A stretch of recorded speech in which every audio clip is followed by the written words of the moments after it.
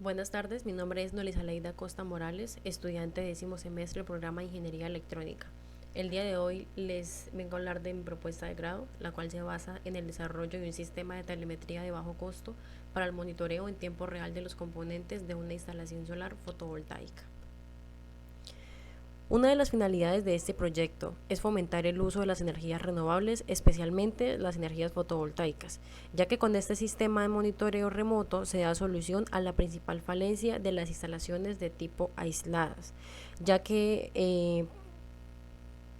podemos acceder al estado actual de las instalaciones o de los componentes de la instalación por medio de cualquier dispositivo con acceso a Internet. El objetivo general pues, es desarrollar el sistema de telemetría de bajo costo para el monitoreo en tiempo real de los componentes de la instalación. Los objetivos específicos se van a enfocar en cuatro, que son recopilar la información sobre los procesos de la instalación solar fotovoltaica, establecer las variables medioambientales y los parámetros que componen la instalación, desarrollar el sistema embebido, el cual va a ser el sistema de control, adquisición y envío de datos, desarrollar la interfaz web, que es la que me va a permitir visualizar al usuario los componentes o las variables que se decidieron en el objetivo anterior. Para llevar a cabo el proyecto nos vamos a basar en la siguiente metodología, que se basa en 4 actividades. La primera actividad, como lo mencionamos en los objetivos, es la documentación del sistema solar.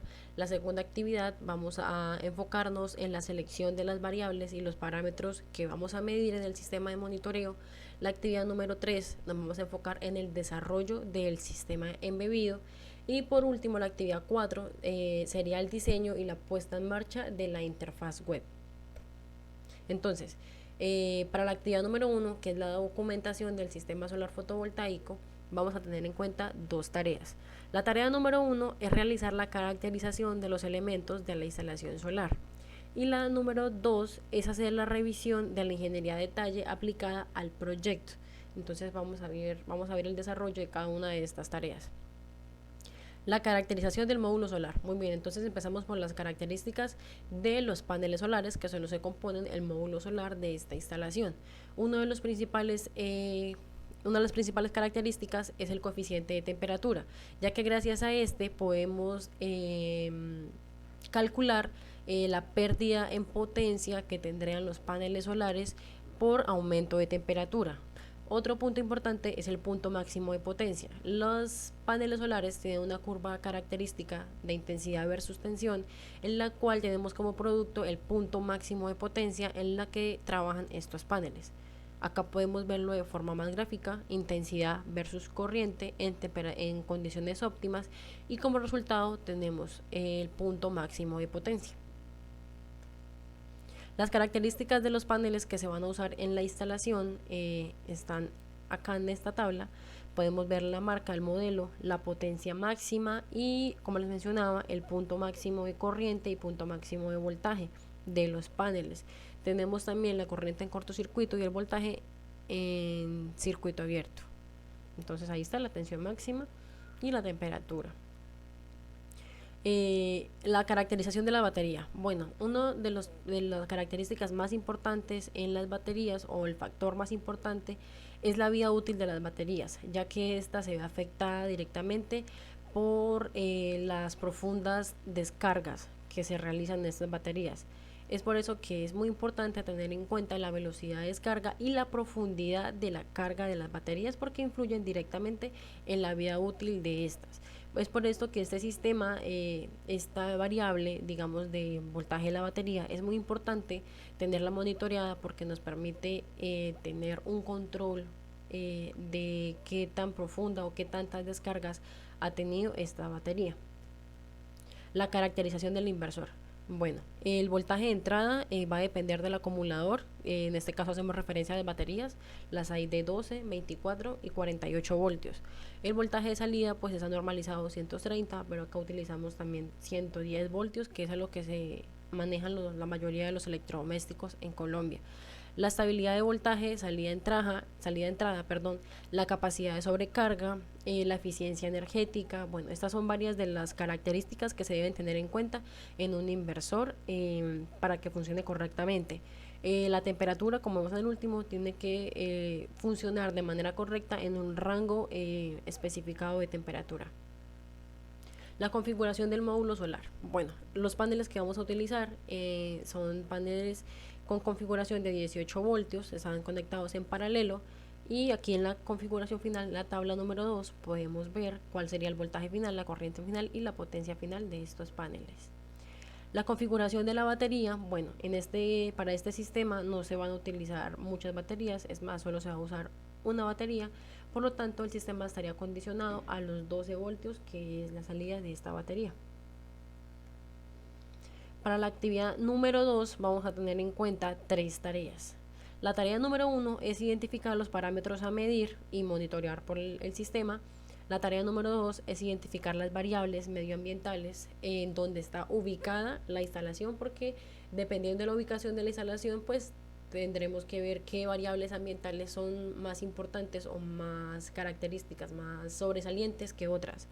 La tarea número 3, perdón, es analizar los métodos de medición que vamos a usar para medir las variables que ya definimos anteriormente. Los parámetros a medir. Bueno, entonces acá hay que segmentarlo, digámoslo así, los componentes de la instalación, para ver para cada uno cuáles son las variables o los parámetros más adecuados a medir. Entonces, para los paneles solares, nuestra salida sería de voltaje y corriente, como ya lo mencionamos anteriormente, por su curva característica. Esos son los valores que nos interesan. Entonces vamos a hacer monitoreo de la corriente y el voltaje que generan los paneles solares.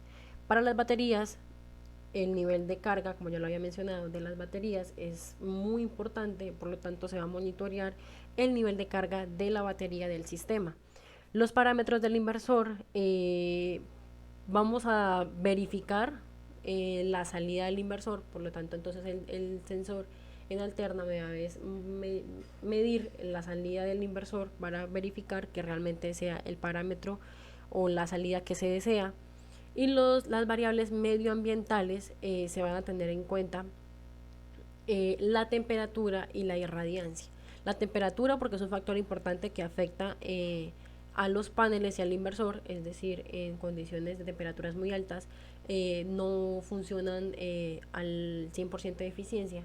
Entonces hay que tener en cuenta ese parámetro de temperatura, monitorearlo constantemente. Y la irradiancia, lo mismo. La irradiancia, el departamento de Arauca es un departamento que tiene un rango bastante alto de irradiancia, por lo tanto hay que monitorear qué tanta incidencia tienen los paneles solares, ya que a una temperatura muy alta las celdas solares también pierden eficiencia y no se comportan, digamos, en la manera en que deberían. La actividad número 3 hace referencia al desarrollo del sistema embebido. Entonces, la tarea número 1 va a ser determinar la totalidad de variables que vamos a medir. La tarea número 2, examinar y clasificar los sistemas embebidos que se pueden aplicar o que podemos utilizar que cumplan con las características para el sistema de bajo costo. La tarea número 3 es seleccionar los sensores que se van a utilizar para la medición y el monitoreo de las variables que ya definimos. La tarea número 4 es diseño del circuito, es decir, el sistema embebido y los sensores. Aquí hablamos de las conexiones que se van a llevar a cabo. Y por último sería confirmar el correcto funcionamiento del sistema que ya se estableció con muestras de campo. Entonces, la totalidad de las variables. Como ya habíamos mencionado, vamos a tener variables para el panel, para la batería, para el inversor y las variables ambientales. La clasificación de los sistemas embebidos. Bueno, lo clasifiqué solamente en 3 sistemas embebidos porque fueron como los que cumplían con mayor características y sobre todo su precio. Entonces vamos a verlo detalladamente cada uno.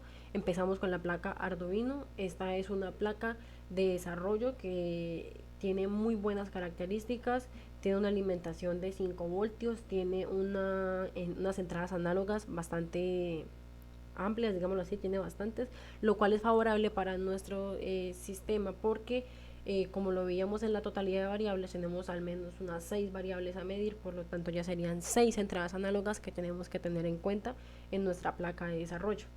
El precio ronda alrededor de los 56.000 pesos colombianos, entonces pues es un precio bastante accesible. La segunda sería la placa Raspberry Pi 4. Esta placa es mucho más completa que la placa Arduino. Tiene conexión Wi-Fi, Bluetooth, tiene 40 pines de GPIO, tiene entrada USB, HDMI, bueno, y también permite la creación de proyectos IoT, lo cual facilita mucho porque es una de las características de este sistema de monitoreo. Pero el precio ronda alrededor de los 350.000 pesos, entonces pues sí es bastante costosa en comparación a la placa Arduino. Por este lado tenemos la placa Node MSU8266, también es una placa Wi-Fi aplicada para proyectos de IoT y su precio es mucho más accesible. Entonces, combinando la placa Arduino, que nos favorece los puertos analógicos, y la placa Node MSU, que nos da la conexión Wi-Fi, no superamos el rango de precios de la Raspberry Pi 4, es decir, tenemos básicamente las mismas características por un precio mucho menor. La selección de los sensores. Para medir la corriente del panel solar vamos a hacer uso del sensor ACS 712, el cual tiene un error de salida típico del 1.5%. Y como podemos ver, tenemos una salida MOSFET de 2.5. Como podemos observar en la gráfica de funcionamiento del sensor, para una entrada de 0 amperios tendríamos una salida de 2.5 voltios. Entonces es por esto que para la salida del sensor es en voltios, por lo tanto para hallar la corriente que circula por este sensor, tendríamos que usar la ecuación que estaría dada por el voltaje menos los 2.5 que se desplaza en la gráfica, como podemos ver, sobre la sensibilidad. La sensibilidad de estos sensores está dada por, digamos que la capacidad. Esos sensores pueden medir 5 amperios, 20 amperios o 30 amperios, y dependiendo su rango, pues también está su sensibilidad. El sensor de voltaje, vamos a utilizar el módulo FZ0430, el cual se basa en un divisor de tensión y el cual consta de una resistencia de 30 kilo ohmios y una de 7.5 kilo ohmios. Esto nos garantiza que lo máximo de voltaje que vamos a medir son 25 voltios, perdón, sin dañar la entrada máxima del pin analógico de la placa, que serían 5 voltios. El sensor ZMPT101B es un sensor que nos va a permitir captar el voltaje en alterna y poder obtenerlo por el conversor analógico digital de la placa, ya que tiene un transformador en el cual va directamente a la carga y nosotros podemos captar por la placa el valor que está sensando dicho sensor, valga la redundancia. El sensor de irradiancia, pues lo que me va a medir obviamente pues es el rango de irradiancia que vamos a tener en el sistema, y con esto pues podremos ver qué tan alto, qué tan bajo está y qué tanto me afecta pues a los paneles solares, a la celda solar.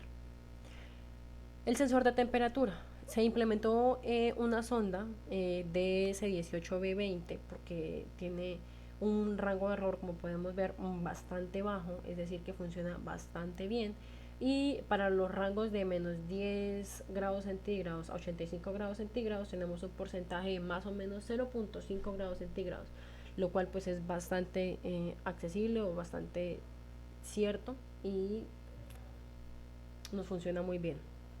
Vamos con el acondicionamiento y la conexión de los sensores. Para los paneles vamos a medir, como ya lo habíamos dicho, corriente y voltaje. Entonces, como podemos ver en la conexión, el sensor de corriente va a estar conectado. La salida del panel solar va al sensor de corriente, entre el sensor y la salida va directamente al regulador.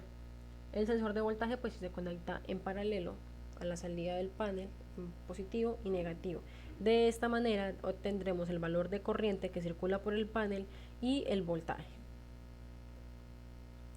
Para la batería funciona de la misma manera. Obtenemos acá el positivo y el negativo, el cual conectamos en paralelo el positivo y negativo del sensor, y de esta manera obtenemos el voltaje que circula por la batería.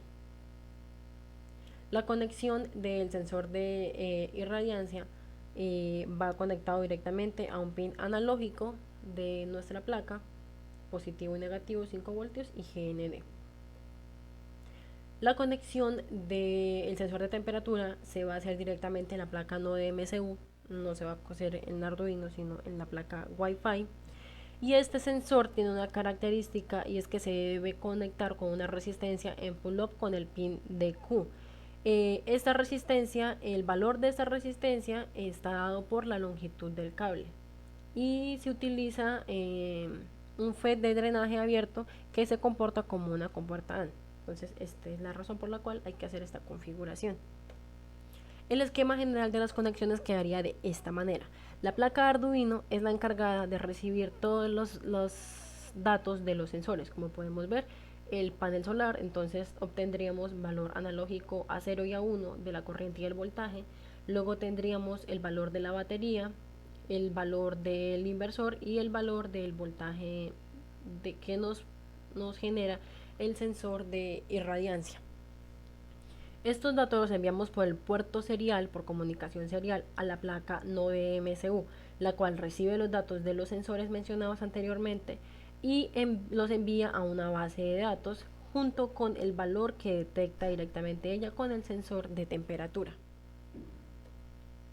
Bueno, acá podemos ver la prueba piloto en cuanto a la programación del Arduino Mega, en este caso, que sería el maestro, y la Node MCU la utilizaríamos como esclavo. Acá estamos viendo la recepción de los datos, se envían en una trama, una cadena de caracteres, y en la configuración de la Node MCU lo que hacemos es dividir estos valores para obtenerlos individualmente. Acá algunas pruebas de la plataforma iniciando lo que se tenía inicialmente, pero el desarrollo pues tuve que hacer cambios pues sobre la marcha. Entonces la actividad 4, que es la puesta en marcha de la interfaz, vamos a ver lo que es la selección del patrón de arquitectura del software, la programación del backend, del frontend y el protocolo de comunicación. Iniciamos con el patrón de arquitectura. El que se va a llevar a cabo es el patrón modelo vista controlador, el cual, como podemos ver acá en la figura, el controlador pues actúa como el cerebro, es el que controla y decide cómo se muestran los datos. Va a los modelos, en los modelos modifica, establece los datos a través de los setters y envía a la vista para que haga las actualizaciones que se configuraron o que se tuvieron que llevar a cabo. Bueno, el desarrollo del backend, pues como lo dije anteriormente, pues también se va a basar en el modelo vista controlador, y es la parte del software a la que no tiene acceso el usuario, es decir, es la parte de la lógica que se desarrolla para que el usuario pueda ver finalmente el resultado final. Algunos de los lenguajes de programación del backend son Python, PHP, C, bueno, entre algunos otros. Generalmente se utilizan frameworks que ya tienen gran utilidad y no nos facilita el trabajo porque simplemente usamos código que ya está hecho para nuestro beneficio o el beneficio de la aplicación que vamos a desarrollar. Acá podemos ver algunos de los componentes que le decía. Acá tenemos el controlador. En nuestro caso tenemos controlador de los datos, del panel. Tenemos los modelos. Aquí podemos ver usuario, panel, datos, los componentes. Estas son las carpetas que se generan cuando realizamos la programación backend de la aplicación. Acá podemos ver las vistas, que es la última actualización que hace el controlador. Ahora, para el desarrollo del frontend, esta es la parte con la que interactúa el usuario, es decir, toda la parte estética, el diseño, los colores, bueno, todo con lo que el usuario realmente va a tener interacción. Lo mismo, los programas de los lenguajes de programación, perdón, HTML, CSS, JavaScript, entre otros, y hay frameworks también que ya tienen código abierto para que los usuarios simplemente accedan a estos códigos y puedan hacer uso de ya modelos estipulados de diseño y demás. El frontend de nuestra aplicación se basa también en 3 componentes que son, valga la redundancia, los componentes que componen la aplicación, que serían ambiente, batería, inversor y paneles. Las páginas, que son como las ventanas, digámoslo así, a las que tendría acceso el usuario desde la aplicación. Y por último serían los store. Los store lo que hacen es mantener actualizada la información de la base de datos para cuando las páginas lo requieran. El protocolo de comunicación que se va a utilizar es el protocolo HTTP para hacer la comunicación entre la placa Node MCU y el servidor web. Como podemos ver acá, entonces el usuario hace la petición por una URL, el navegador traduce esa URL en una petición HTTP y va al servidor web, hace la consulta y envía la información que generalmente se ve visualizada como la página web, que es lo que ve el usuario. Acá podemos ver algunas de las pruebas pilotos de la página. Tenemos, como lo decía, los segmentos o los componentes que son ambiente, que son la temperatura y los rayos UV. Los paneles solares nos va a mostrar la corriente y el voltaje, la batería, el voltaje de la batería, y el inversor, el voltaje en alterna. También contamos con un login de ingreso a la aplicación, hay que registrarse y tener su usuario y su contraseña. Acá estamos creando los segmentos o los componentes. Iniciamos creando el módulo solar, la batería solar y el inversor, que van a ser los 3 segmentos que van a componer la aplicación. Acá podemos verlos, ya están creados, cada uno con su código. Este sería el link o el vínculo para acceder a la aplicación. Y acá tenemos un video del funcionamiento.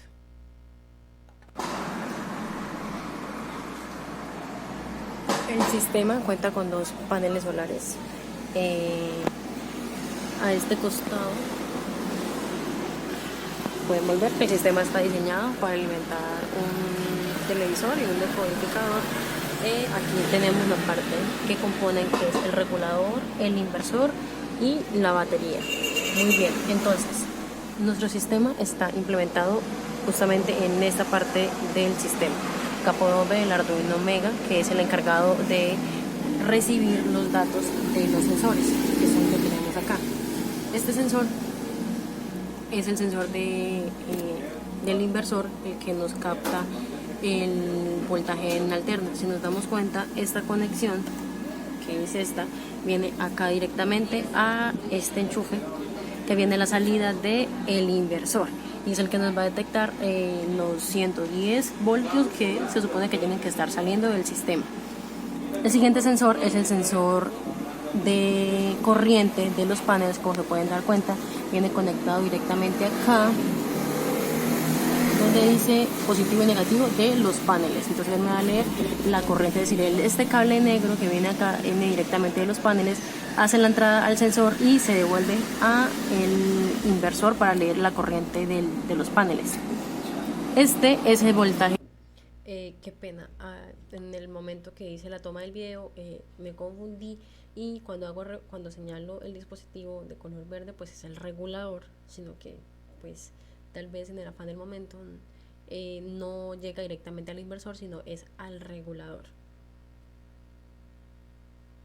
El sensor de voltaje, para los paneles solares, igualmente, como podemos ver, aquí está marcado, este va a ser su polo positivo y su polo negativo, y vienen directamente también acá al inversor, como lo pueden ver, positivo y negativo. El último sería entonces el voltaje de las baterías, como pueden ver, también está marcado con positivo y negativo, y vienen directamente acá al inversor, donde va a ver positivo y negativo de la batería. El sensor de temperatura del sistema viene conectado directamente, como lo pueden ver acá, directamente a la placa Node MCU. por medio de la resistencia. Y la comunicación serial está dispuesta por esta conexión, como pueden ver aquí, TX y RX, también entre la node MCU y la placa de Arduino. Aquí están, nos faltaría el sensor de rayos UV, que nos falta es disponer, digamos, de una conexión más amplia para que pueda llegar digamos, arriba a captar, para poder captar un valor real o más exacto de los rayos UV. Y esto sería como tal el funcionamiento, como lo pueden ver en tiempo real, de la instalación y del sistema de monitoreo. Bueno, ya una vez habiendo explicado el funcionamiento del sistema, como pueden ver, ahí está conectado, vamos a verificar que realmente los datos que nos están enviando se vean reflejados en la aplicación. Entonces, para ello,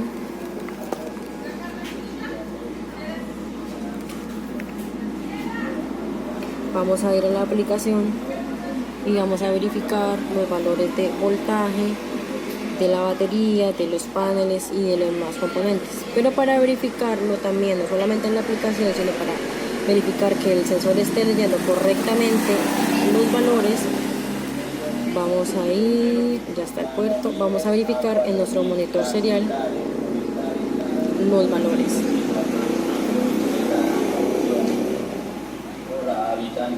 Ahí están los 12 voltios del panel solar, la intensidad es de 9 amperios, tenemos un segundo módulo que es la batería, que tiene 15 voltios, 57 en este momento, el inversor 116, bueno, sí está bien, el cuarto módulo que sea los rayos UV, como pueden ver está cero porque no tiene directamente incidencia de rayos solar en este momento, ahí está.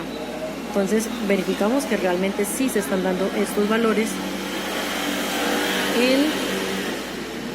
en tiempo real, sí los está captando de manera satisfactoria. Vamos a darle nuevamente refresh acá a nuestra página y acá podemos ver nuestros valores de temperatura, rayos UV, como podemos ver está en 0, el voltaje podemos ver varía un poquito, está en este momento de aproximadamente unos 15 voltios, la corriente y el voltaje de los paneles y el inversor, como podemos ver, está aproximadamente en unos 116 voltios, como nos mostraba el monitor serial. Entonces quiere decir que todo está funcionando de manera satisfactoria. Bueno, el voltaje que veíamos de la batería, que superaba pues los 12 voltios, en la caracterización habíamos hablado que eran 12 voltios. En el momento que se realizó el video ya no se disponía de la batería de 12 voltios, por lo tanto pues se usó otra batería, como podían ver en el video, estaba todavía en la caja. Entonces pues sí era de 15 voltios, 18 voltios, pero entonces estaba en ese nivel de carga. Acá podemos ver ampliamente el sistema como tal completo, el sistema de la instalación solar fotovoltaica. Acá tenemos el sistema de monitoreo ya instalado y funcionando. Acá podemos ver algunas de las imágenes, pues apreciarlas de forma mejor del monitor serial, en cuanto al voltaje del panel, corriente del panel, voltaje de la batería, del inversor. Acá podemos ya apreciarlo en la aplicación. Podemos ver los voltajes, este es el voltaje de la batería, está alrededor de unos 15 voltios. Aquí tenemos el voltaje de los paneles, están en 12 voltios. La corriente está aproximadamente en 8.7 voltios, amperios. El voltaje del inversor. Bueno, entonces de esta manera podemos garantizar que la aplicación funciona y todo funciona correctamente. Se desarrolló un sistema de monitoreo remoto de bajo costo y fácil acceso con múltiples beneficios para los usuarios de las instalaciones solares fotovoltaicas, ya que permite tener acceso continuo a los parámetros de la instalación sin que requiera movilidad ni costo adicional y podamos tener acceso a ellos desde cualquier lugar con un dispositivo con acceso a internet. Entonces esa es una de las innovaciones y lo que lo hace pues muy práctico.